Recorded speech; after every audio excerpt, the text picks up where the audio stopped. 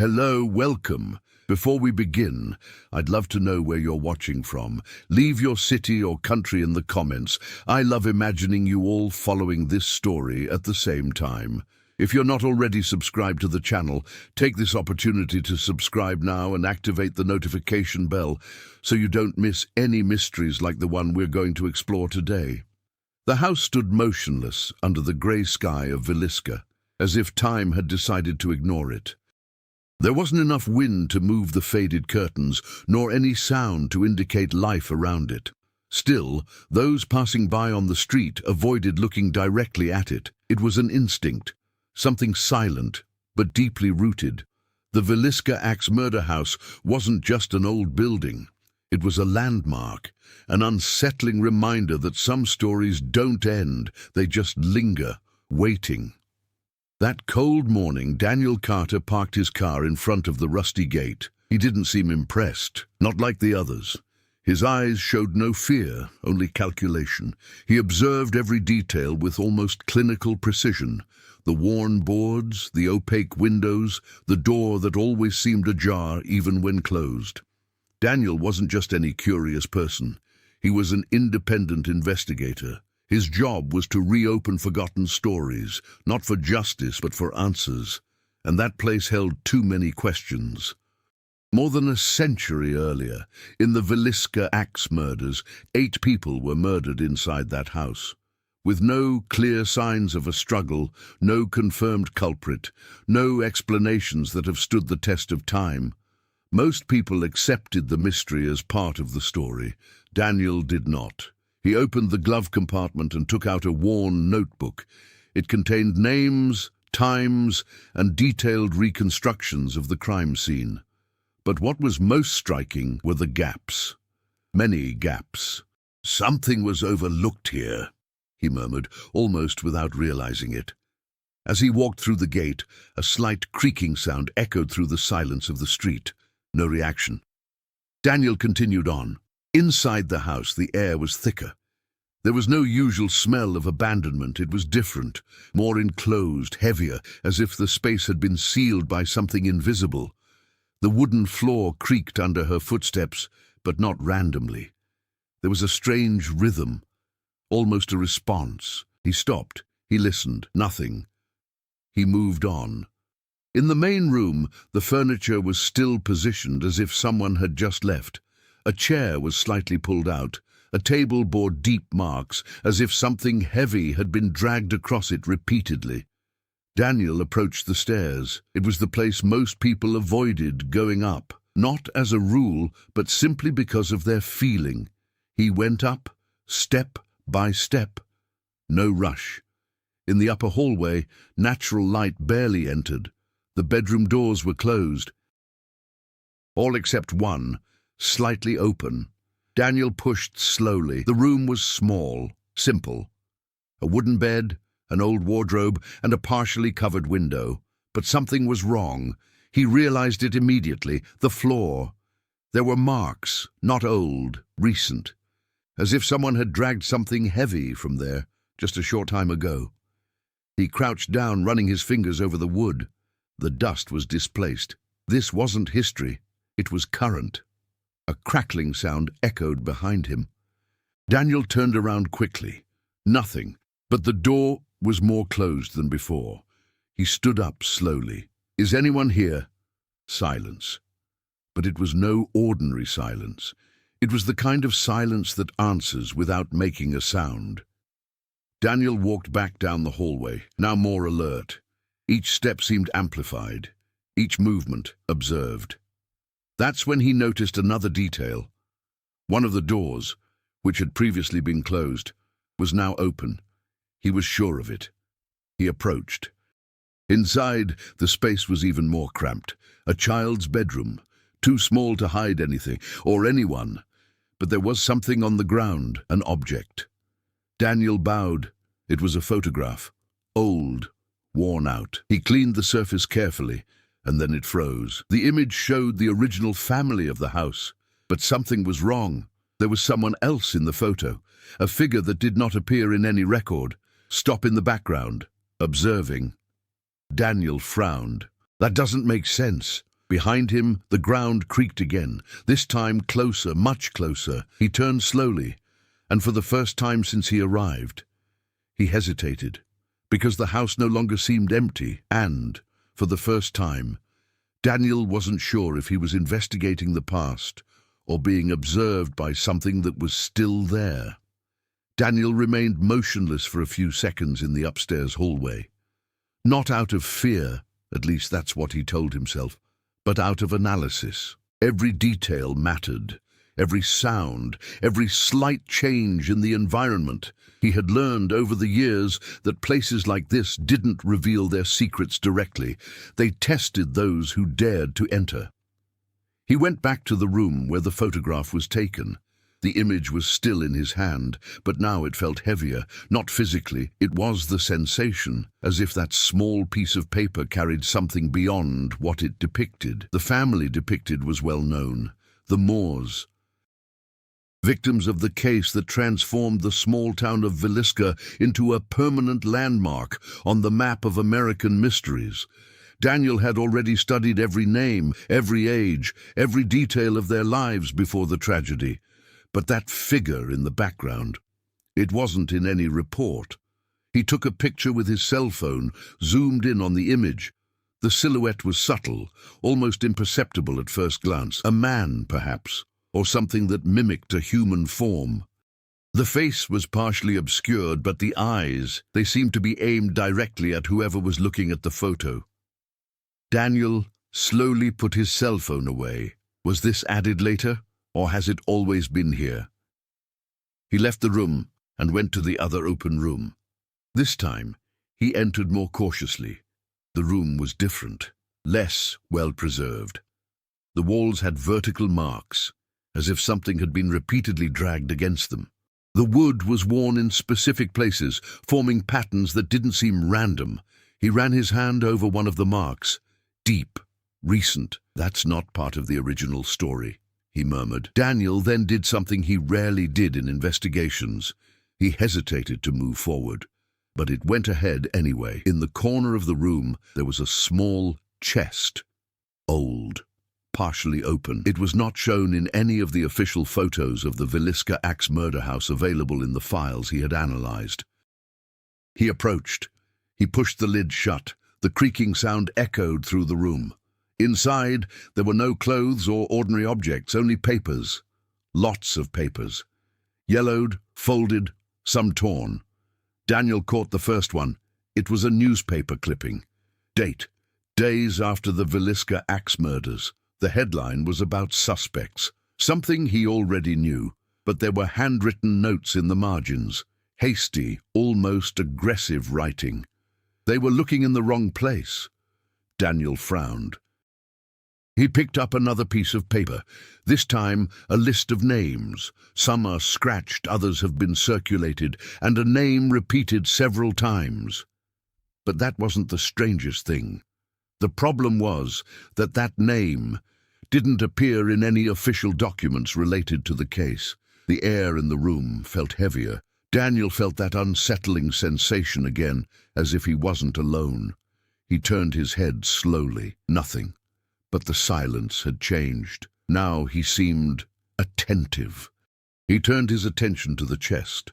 At the bottom there was something different, an envelope, sealed, much better preserved than the rest. No external identification. Daniel opened it carefully. Inside, a single leaf. A letter. The handwriting was different from previous notes, more controlled, colder. He began to read. And as his eyes scanned the words, his expression changed. It wasn't just information. It was a confession, but not an ordinary confession. The letter did not describe the crime directly. Instead, it spoke of being present, observing without being seen, and understanding the exact moment, as if the person who wrote it wasn't exactly the one responsible, but he wasn't innocent either. Daniel took a deep breath. This changes everything. A dry sound echoed down the hallway. Steps, boards, clearly distinct from the creaking of wood. Someone, or something, was moving, and he wasn't trying to hide. Daniel stood up quickly, putting the letter in the inside pocket of his jacket. His senses were now fully alert. He left the room. The hallway was empty, but there was something new. The door to the staircase was closed. He was absolutely certain that he had left it open. Daniel walked towards her, each step calculated. He placed his hand on the doorknob. Free. Too much. It turned slowly. The door opened with difficulty. And what was on the other side? It wasn't exactly what he expected. The ladder was there, but the lighting had changed, darker, deeper, as if space had stretched out or transformed. Daniel looked down, and for the first time since he entered the house, he felt something that he couldn't explain logically, because at the bottom of the stairs, there was a shadow. Stop. Property. Waiting. Daniel did not come down immediately. He remained at the top of the stairs, his eyes fixed on the motionless shadow in the background. It wasn't just the absence of light. There was form, presence, something that consciously occupied space. He tilted his head slightly, trying to adjust his vision to the altered environment. "Is anyone there?" he asked firmly. No response. But the shadow reacted, not with direct movement, but with a slight distortion, as if I had been affected by the sound of his voice, like a water surface disturbed by an invisible stone. Daniel tightened his grip on the handrail. That wasn't normal, not even for that place. He started to go down, one step at a time. The sound of the wood echoed louder now, as if the house were deliberately amplifying each step. When it reached the middle of the stairs, it stopped again. The shadow had changed position. Now she was closer. Daniel didn't see the movement happen, just the result. His instinct screamed for him to retreat, but his mind, trained, obsessive, pushed him forward. He stepped down the last step. The main room was different, not in the furniture, but in the environment. The temperature had dropped drastically. The air felt too heavy to breathe easily, and the silence. It wasn't empty anymore. It was loaded. Daniel stepped forward. The shadow was in the corner of the room, more defined now. High, narrow, and definitely not human. He tried to stay in control. "Is that why you're here?" he said, slowly pulling the letter from his pocket. The moment the paper appeared, something changed. The shadow reacted immediately. She tensed up. Then he moved forward, not like a physical body, but like a quick distortion, cutting off the space between them. Daniel instinctively recoiled, slamming his hand against the back of the table. The card fell from his hand and slid across the floor. The air became even denser, and then it stopped. The shadow did not advance any further. He stayed a few meters away from him, as if it were waiting. Daniel took a deep breath, trying to reorganize his thoughts.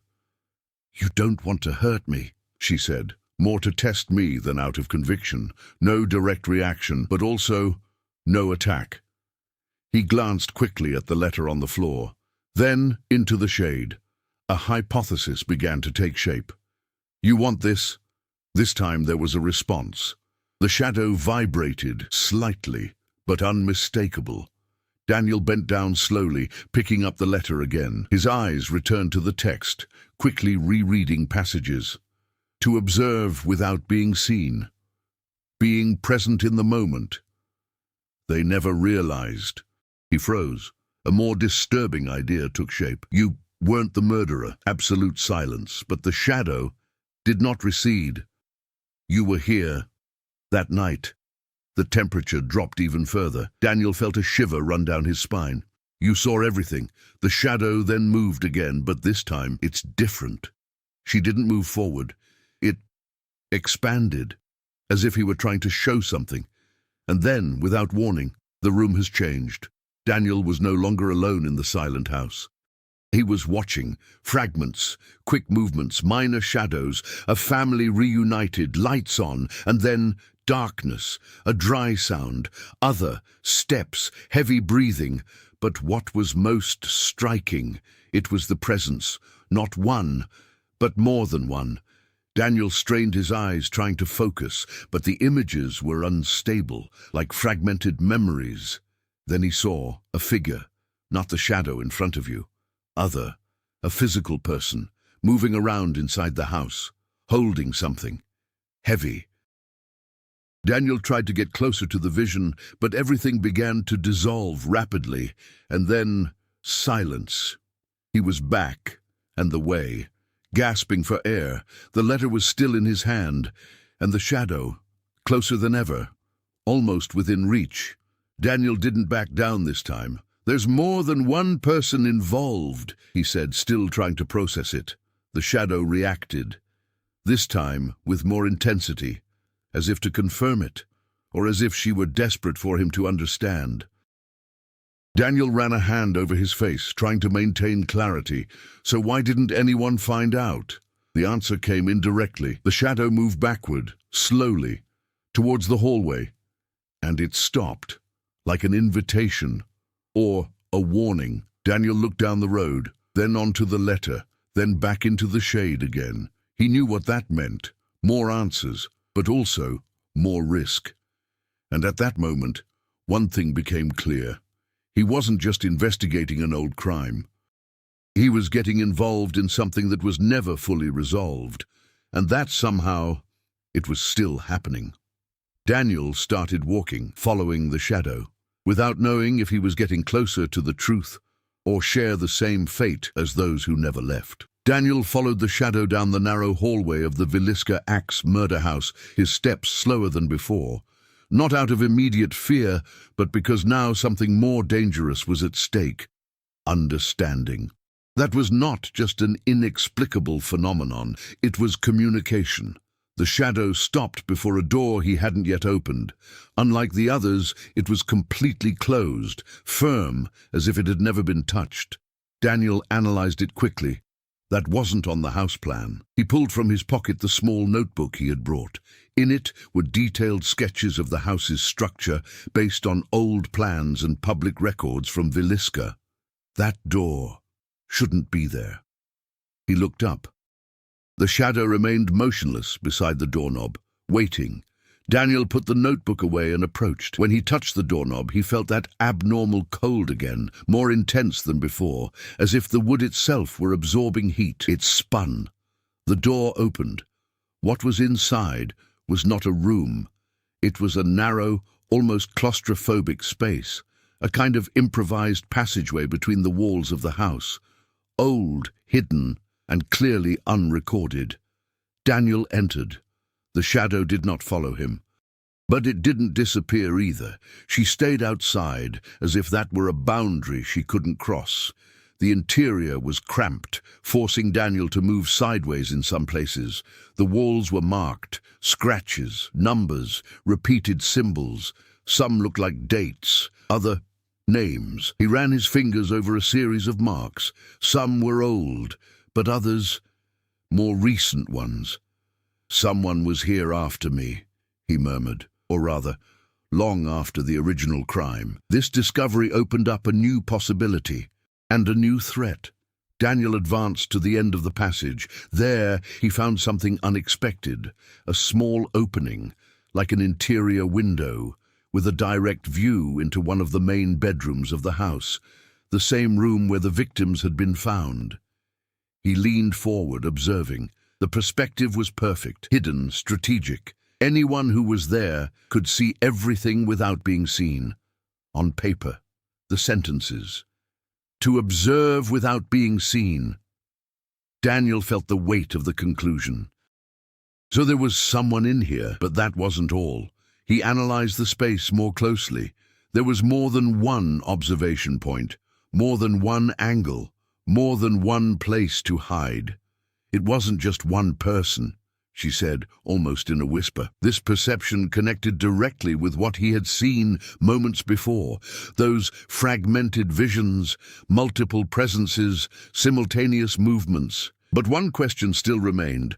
If there was more than one, why has no one ever proven it? Daniel took a few steps back and found another detail. On the floor of the passageway, partially hidden under dust, there was a metallic object. He bent down and picked it up. It was a key, old but well preserved, unlike any ordinary house lock. He twirled it between his fingers, thoughtfully. This opens up something we haven't seen yet. Suddenly, a sound echoed from outside the passageway. A dry impact. Daniel froze. Another sound, stronger, like something being dragged. He quickly returned to the entrance of the passageway and looked down the corridor. The shadow was no longer there, but the stairwell door was open again, and there were marks on the ground, recent, going in the opposite direction from the one he had followed before. Daniel emerged from the passageway, his breathing now more controlled but his senses on high alert. He was no longer just following clues from the past. There was activity happening there, right now, and it wasn't the shadow.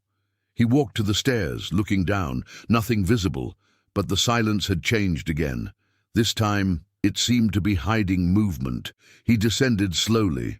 Upon reaching the main room, he noticed something that made his entire body stiffen. The table had been moved, a few centimeters, but enough to leave no doubt. Daniel approached. On the table was the photograph. The same one he had taken upstairs. He hadn't brought her back. He was sure of it. His eyes fixed on the image. Something had changed. He picked up the photo carefully, and then he saw the figure in the background. It was no longer standing still. Now she was closer to her family, more visible. And for the first time, his face could be partially distinguished. Daniel felt his heart race, because that face, it was not unknown. He had seen that face before, in files, in forgotten records, a name that had been ruled out too early in the Villisca axe murders investigation, a suspect whom no one brought to justice. But there was something even more disturbing, because when I look at the photo again, Daniel noticed another detail. The figure was not only closer to the family, she was looking straight out of the picture, for him. And at that moment, a certainty formed. Someone or something was trying to retell that story, but not in the way it was recorded. And Daniel had just become a part of it. Daniel did not take his eyes off the photograph. His fingers gripped the paper harder than he realized. This wasn't just a visual alteration. It was a message, direct, intentional. He took a deep breath, trying to maintain control. "You want me to see that?" he murmured. The house remained silent. But it wasn't denial. It was confirmation.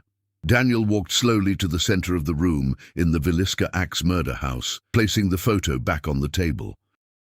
This time, he didn't let go of it completely. He kept a finger pressing against the edge, as if he feared it might move on its own again. He closed his eyes for a second, trying to remember. Old files, incomplete reports, suspects ruled out, and then it came.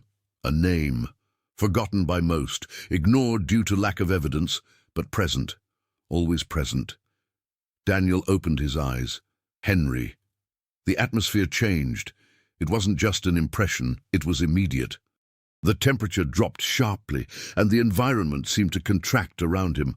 The wood in the house creaked more intensely, and then a sound came from upstairs. Steps. Quick, out of control, like someone running. Daniel looked up, his heart racing.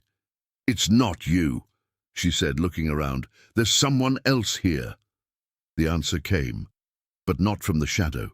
A violent impact echoed from the upper floor, something heavy falling, then dragging. Daniel didn't think twice. He climbed the stairs quickly, ignoring the risk. Each step seemed more unstable, more fragile, as if the house were resisting his haste. When he reached the top, the corridor was different, darker, narrower, as if the walls had moved closer together, and then he saw. One of the doors was wide open, the same one from the children's room, but now there was something on the ground, a brand, fresh, dark, extending from inside the room into the hallway. Daniel approached slowly. The air there was almost unbreathable. He went in. The room was altered, not just aged, but I'm living with something wrong. The bed had been moved, the cupboard was open, and in the center of the room there was a figure, unlike a shadow. This one was more solid, more defined, but unstable. It was as if she were trapped between two states. Daniel stopped. This time the fear came with force. "Who are you?" The figure did not respond, but it moved, of a steep shape, turning towards him. The face, partially visible, and then Daniel understood. He wasn't just a spectator, not just a presence. It was someone who had been there that night. But it shouldn't be like that. "You saw," Daniel said, trying to keep his voice steady. The figure took a step forward, and then another. The ground creaked loudly under the weight, something that hadn't happened with the previous shadow. That thing had substance, real presence. "You were hiding," Daniel continued, connecting the dots quickly. "In the passageway, watching." The figure stopped, and then he tilted his head slightly, as if acknowledging the statement. Daniel felt his stomach churn. "You didn't stop it." Silence. Heavy. "You let it happen." The reaction was immediate. The figure advanced violently. The impact sent Daniel tumbling backward, hitting the wall. The air sped out of his lungs with a sharp thud. The photograph fell from his hand again, and it slid across the floor, stopping at the figure's feet. But something even more disturbing happened. The image changed again. Now it wasn't just the family and the figure in the background. There were two men, a visible one, another, almost hidden one, observing, exactly as Daniel had deduced. He forced his body to stand up, still dizzy. "So there were two," he said with difficulty. The figure before him was now trembling, unstable. It was as if she were being forced to relive something she didn't want to. "One of them killed." Daniel took a step forward, even at risk, and the other one watched. The whole house reacted. A loud crack echoed. The lights, or the little natural light there was, seemed to flicker. And then came the final revelation, not in words, but in vision. Everything around Daniel dissolved again, and he saw, clearly this time, that night, the movements, silent entry, the first blow, then another one. But what changed everything? He was the second man, escondido, observing, paralyzed, but not out of fear, by choice. He could have left, it could have been prevented, but he didn't, because he wasn't there by chance. He knew what was going to happen, and I wanted to see. Daniel returned to reality with a start, gasping for air. The room was silent again. The figure had disappeared, but the feeling remained. And then he realized something that changed everything permanently. This was never just a murder. It was witnessed, planned, on more than one level. And someone, or something, was trying to ensure that this truth would never be forgotten. Daniel looked at the photograph on the floor once more. Now, the two men were clearly visible, and one of them, I was looking directly out of the picture, as if it were still there, observing. Daniel remained standing in the center of the nursery, his chest rising and falling unevenly. The image still echoed in his mind, not as a distant memory, but as something too recent, too vivid. He no longer had any doubts. That wasn't just an old, unresolved case. It was a truth that was forcibly hidden, and somehow the Villisca axe murder house was preserving that truth, or trying to reveal it. He bent down slowly, picking up the photograph once more. His fingers were trembling slightly now, unusual for someone like him. He observed the two men in the image. One of them is clearly active, the other, property, attending. Daniel took a deep breath. "You're not the threat," she said softly. "You're the proof." The room remained silent, but this time there was no immediate tension. There was expectation. He put the photograph back in his inside pocket and left the room. The hallway seemed narrower now, more oppressive, as if the house were reacting to what he had discovered, or to the fact that he was still there. Upon reaching the stairs, Daniel noticed something new. The marks on the floor had increased, deeper, more extensive. It was as if something was being dragged repeatedly between the rooms, and it wasn't something light. He descended slowly, his eyes focused on every detail. Upon reaching the main room, the scenery had changed again. The table was upside down, a broken chair on the floor, and the air, charged with a different kind of tension, more aggressive, more unstable. "This isn't just a memory," he murmured. He took another step, and then he listened. A whisper, weak, of course, coming from behind him. Too late. Daniel turned around quickly. Nothing, but the sound didn't seem to be coming from a specific point.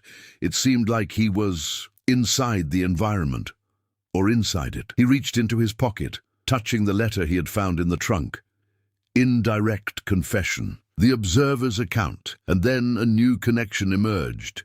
"You wrote this," she said in a low voice. The air around seemed to vibrate as an answer. Daniel closed his eyes for a moment, organizing his thoughts. If that second man wrote the letter and remained connected to the house in some way, so it wasn't just guilt, it was permanent. Consequence. He opened his eyes again. "You didn't leave here. You never left." This time, the reaction was violent. A loud bang echoed throughout the entire house. One of the windows slammed shut even though there was no wind. The ground trembled slightly beneath his feet, and then the shadow returned, but not like before. Now she was not stable. It was fragmented, unstable, as if it were being pulled in opposite directions. Daniel took a step back, but he didn't run away. "Do you want me to tell you?" she said, now with more certainty. The shadow writhed, reacting, but not moving forward. "You want someone to know?" Silence, heavy but not empty. Daniel looked around. The whole house seemed in conflict, as if two forces were disputing something, or someone. And then he realized it wasn't just the observer who remained there, the other one too. The murderer. The tension in the environment was not random. It was a confrontation. Daniel ran his hand over his face, which was now sweaty despite the cold. "You two are here." The air grew even heavier. The confirmation did not come in words. It came about due to the abrupt change in the environment. The light dimmed. Space seemed to distort again. And then, for a brief moment, two distinct presences were perceptible. A restrained one, observer. The other, aggressive, unstable, and getting closer. Daniel felt the survival instinct scream, but something kept him going. "You don't want me to leave," she said, looking at the more stable shadow. "Break, but the other one wants it." A strong impact came from the hallway, like something crashing against a wall, then another one, closer. Daniel took a step back. The floor creaked loudly, and then he understood the real problem. That was more than just a revelation. It was a trigger. Upon discovering the truth, he had triggered something, imbalance, conflict. He was no longer just an observer. It was part of the equation. Daniel squeezed the pocket where the letter was. "That's the key," he murmured. Not just the literal key that he had found, but that's the key to the story, the truth, and maybe of that which kept everything trapped there. Another impact, now in the living room, very close. Daniel looked towards the exit, then into the hallway, then to the stairs. He needed to decide, to continue, and face whatever was there, or leave. And leave that story incomplete like so many others. But one thing was certain. If he were to leave now, it would never end. What if it stayed? Maybe not either. The house seemed to be waiting, the presences too. And Daniel for the first time realized that he wasn't just dealing with the past. I was in the middle of something that was still happening. And now he reacted directly to him. Daniel remained motionless in the center of the room, breathing deeply, trying to slow his own body down while everything around him seemed to accelerate. The sounds, the presences, the tension, everything was out of control. But he couldn't keep reacting. I needed to take control.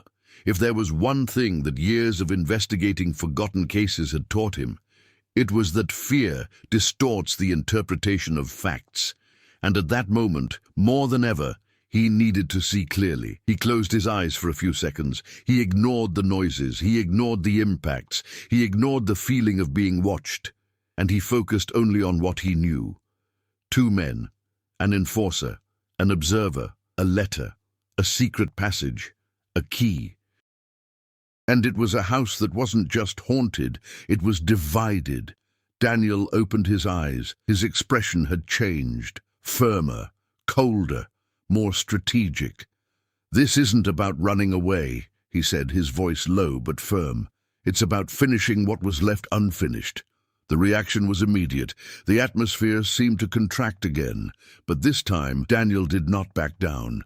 He walked over to the overturned table and put it back in its place, ignoring the loud creaking of the wood. Every movement was now intentional, controlled. He needed to reorganize the space, and in a way, history itself. He took the photograph out of his pocket and placed it on the table. Then, the letter. He lined up the two objects side by side. "You're trapped here because of this," he said, looking at the empty space in front of him. Incomplete truth.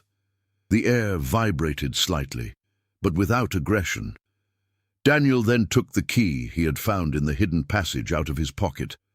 He held it up in front of him. "And this is what you hid." A sound came from the hallway, but he wasn't violent. He was attentive, as if something were listening. Daniel walked slowly toward the stairs, but not to exit. He looked at the space beneath the steps, something he had previously ignored, not anymore. "Every old house has a central point," he murmured. He knelt down, running his hand along the wood at the base of the stairs. And then he found it. A small opening, almost invisible. A lock, old, compatible. Daniel lifted the key. He took a deep breath. "It's here." Before inserting it, he stopped. He looked back.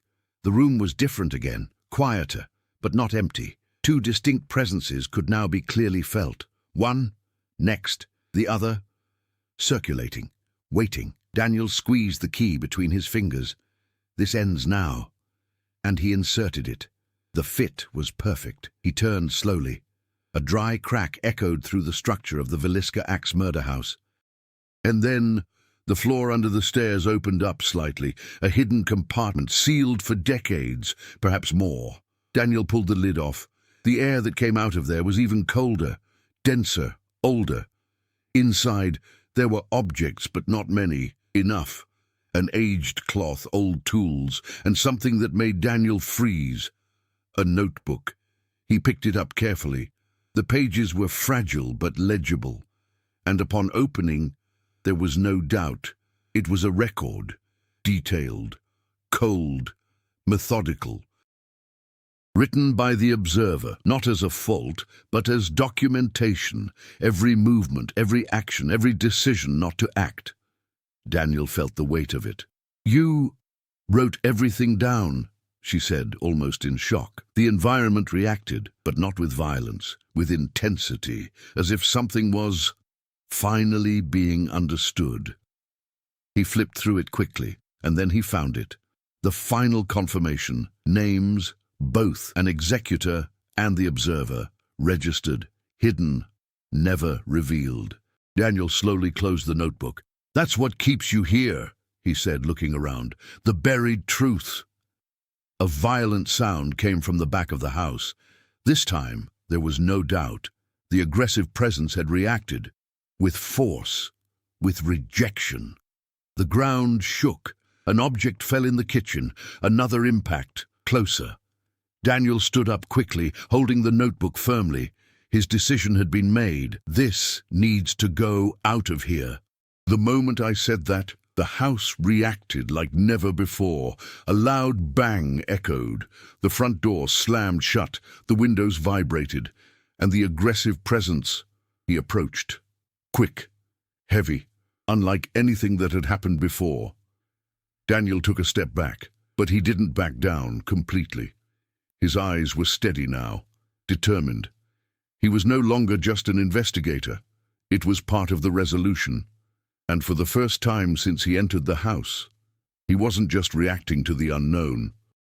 He was confronting her and changing the course of history. Daniel gripped the notebook tightly as the surrounding environment rapidly deteriorated. The Villisca Axe murder house no longer looked like just an old building.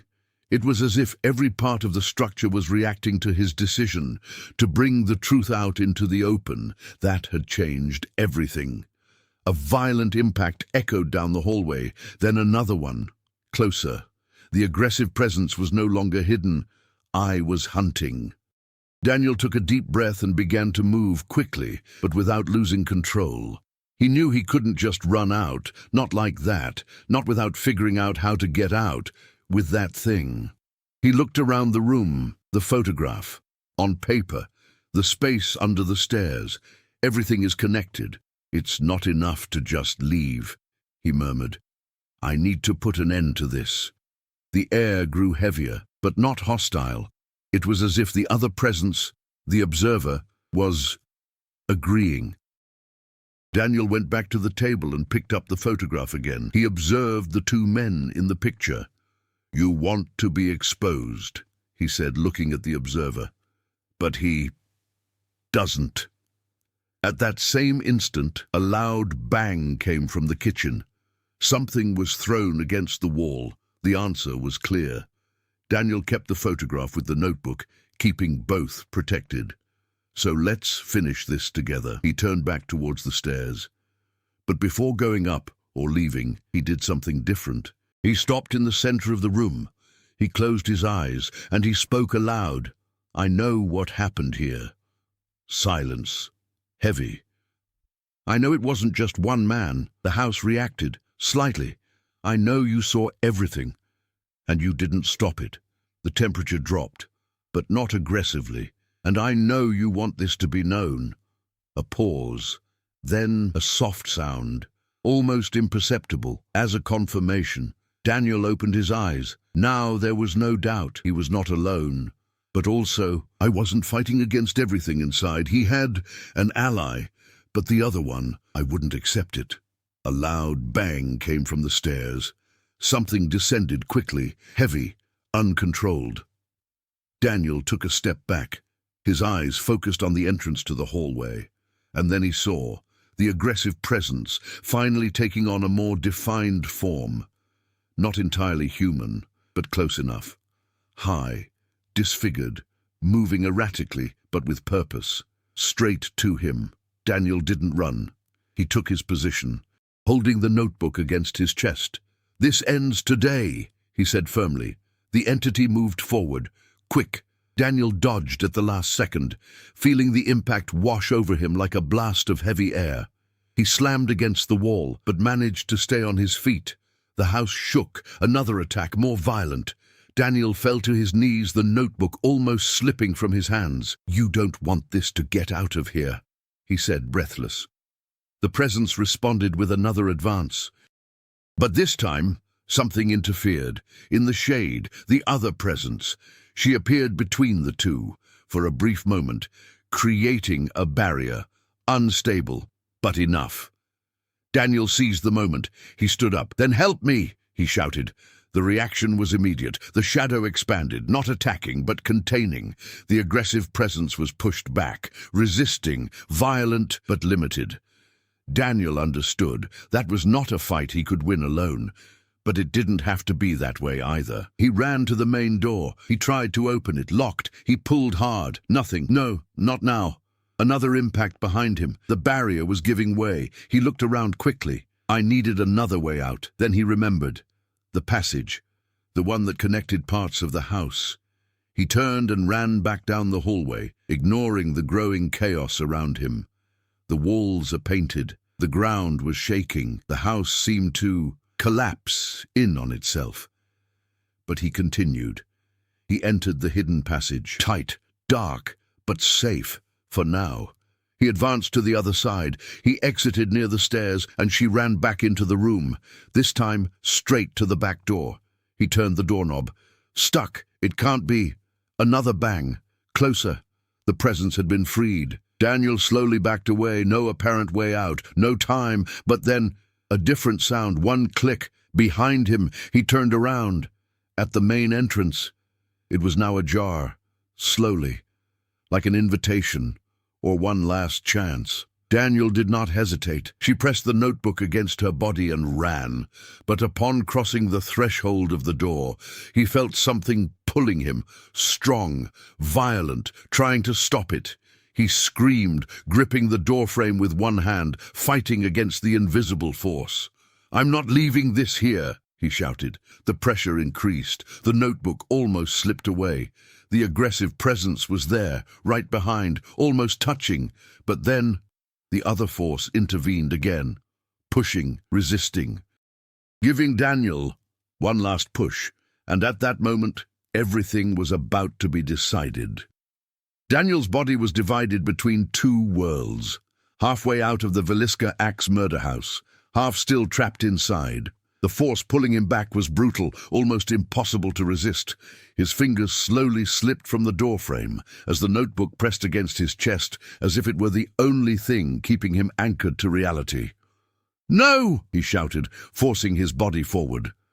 The air around felt like it was tearing apart. The aggressive presence was right behind him now, no longer a distant concept, but next, almost touching. Daniel felt it, an intense cold on my back, as if something was about to pierce through it. But then the other presence reacted with everything. The shadow surged between them again, this time with a force Daniel had never seen before, not just blocking, but pushing, comparing. For the first time, the two presences collided directly, and the whole house responded. A deafening roar echoed throughout the structure. The walls vibrated. The ground shifted slightly, as if that conflict was shaking not only the space, but that which held everything together. Daniel took advantage of the situation. He pulled the body with everything he had. One more centimeter, then another one. But it still wasn't enough. The force behind him intensified, desperate, violent. He realized at that moment it wasn't just anger, it was fear. The aggressive presence wasn't just trying to stop things, she was trying to survive. "You know what happens if this gets out of here," Daniel said with difficulty, looking inside the house. The response came in the form of even greater pressure, almost ripping it back out. But Daniel didn't let go, his eyes fixed on the darkness behind him. "You cease to exist." Silence. For a second, and then an explosive reaction. The presence moved forward with everything. The shadow, too. And the impact between them was unlike anything else. It wasn't just strength, it was a breakup. It's as if two versions of the same story were colliding, and only one could remain. Daniel felt the tug lessen, not out of weakness, but it was due to distraction. He looked back, and he saw. The two presences are now clearly distinct. A disfigured, unstable, violent woman. The other one, more defined, more human, more regretful. They faced each other in the center of the room, and in the midst of that confrontation, something began to happen. The house has changed. The walls began to reveal hidden marks.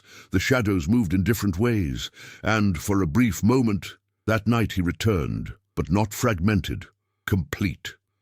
Daniel saw everything, with absolute clarity. The two men, the planned entrance, the silence before the first attack. The executor decided. Cold, and the observer stopped, attending, without hesitation, without intervening.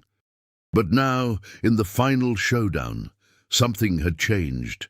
The observer was no longer standing still. He was moving forward, not to prevent the past, but to confront what he had allowed to exist. The aggressive presence receded, for the first time, unstable, out of control. As if it were losing strength. Daniel understood. "The truth weakens you," he said with difficulty, still gripping the doorframe.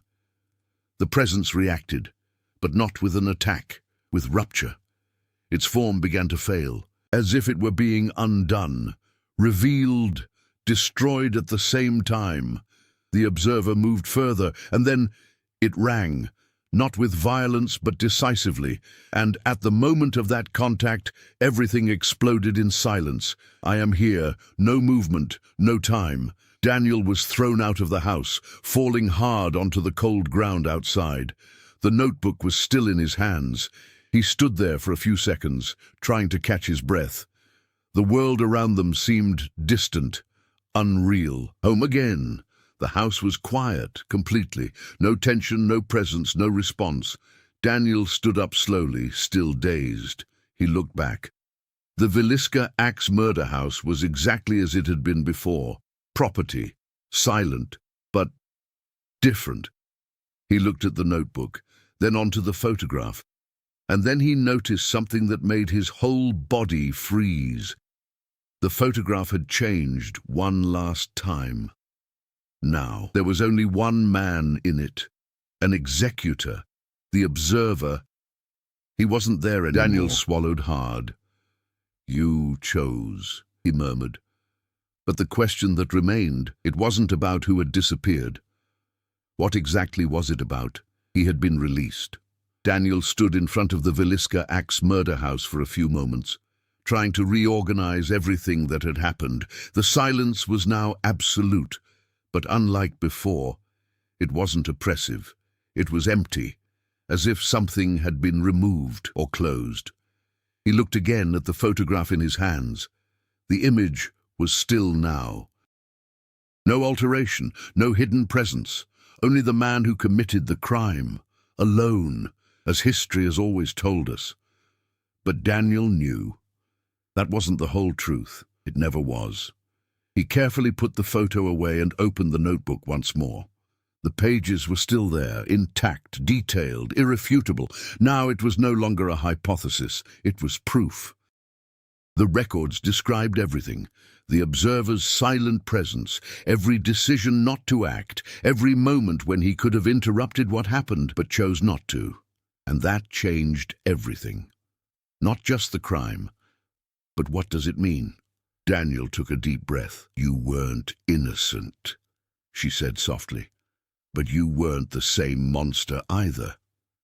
He closed the notebook slowly. The weight of that was not merely historical. It was moral. Because, in the end, the second man didn't kill anyone, but it didn't save them either. And that choice held him captive for over a century. Daniel looked at the house again. Property. Silent. Now empty.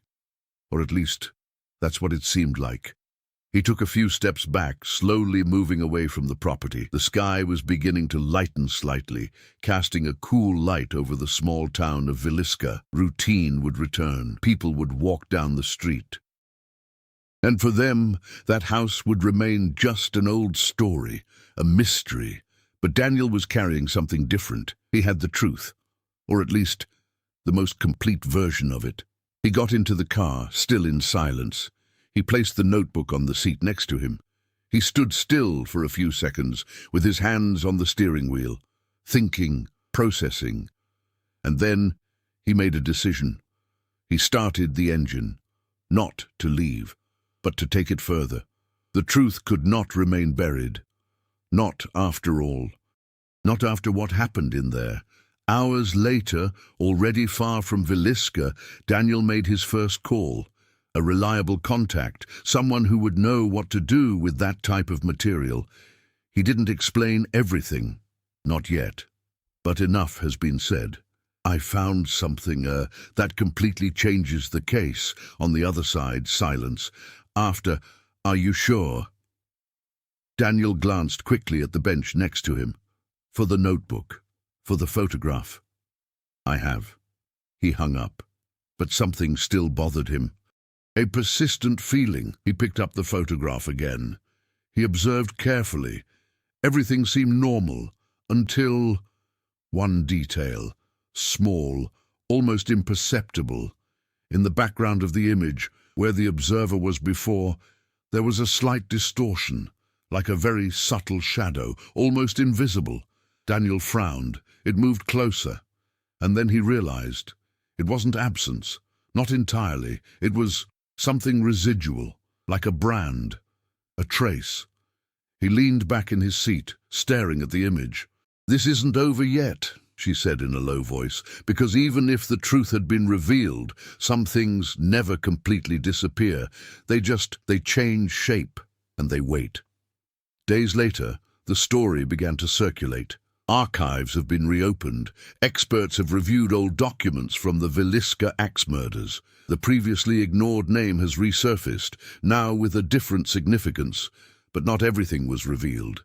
Not everything could be explained. Daniel kept part of the truth to himself, not out of ego, but because some things simply don't belong in the ordinary world. In the small town of Villisca, the house was still standing, silent, property. Visitors were still passing by, curious, taking photos, trying to sense something. But no one else reported anything unusual. No sound, no presence, no sensation. As if it were all truly over, or as if it had simply been reorganized. On the last night before leaving the case behind, Daniel looked at the photograph again. Everything seemed normal, until, for a brief second, a very subtle shadow appeared in the background of the image. Property, observing, and then it disappeared. If you've been captivated by this story, now is the time to reflect. How many secrets remain hidden around us, just waiting to be revealed? The story of the Villisca axe murder house shows us that the truth may be closer than we imagine, and that some traces of the past never completely disappear. Share this story with friends who enjoy mysteries and macabre tales. Comment on what you would do if you were in Daniel's place. Would you confront the unknown, or would you allow the secret to remain buried?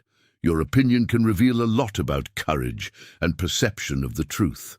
And remember, every old house, every forgotten story may hide something you never imagined.